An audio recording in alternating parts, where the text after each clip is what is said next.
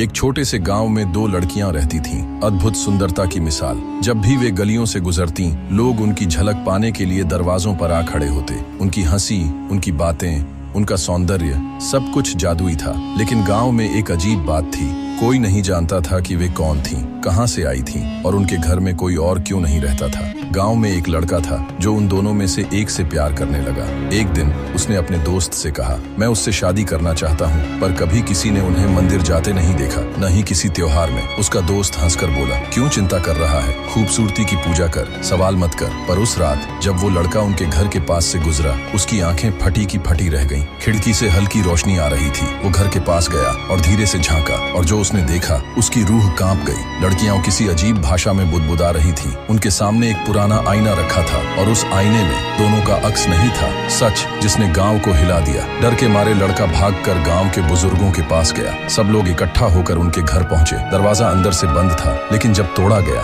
कमरे में कोई नहीं था, न कोई सामान, न कोई कपड़े, बस एक पुराना आईना रखा था जिस पर धूल जमी थी। गांव के सबसे बुजुर्ग व्यक्ति ने कांपते हुए कहा, ये लड़कियां इंसान नहीं थीं, ये बस एक भ्रम थी, एक कहानी जो हर 100 साल में दोबारा जन्म लेती है। जो चीज सबसे सुंदर दिखे, जरूरी नहीं कि वो सबसे अच्छी भी हो। हर जगह एक राज छुपा होता है जिसे जानना कभी कभी खतरनाक हो सकता है। कुछ कहानियां बस कहानियां नहीं होती, वो दोबारा दोहराई जाती हैं। कहानी अगर पसंद आए तो लाइक और सब्सक्राइब जरूर करें।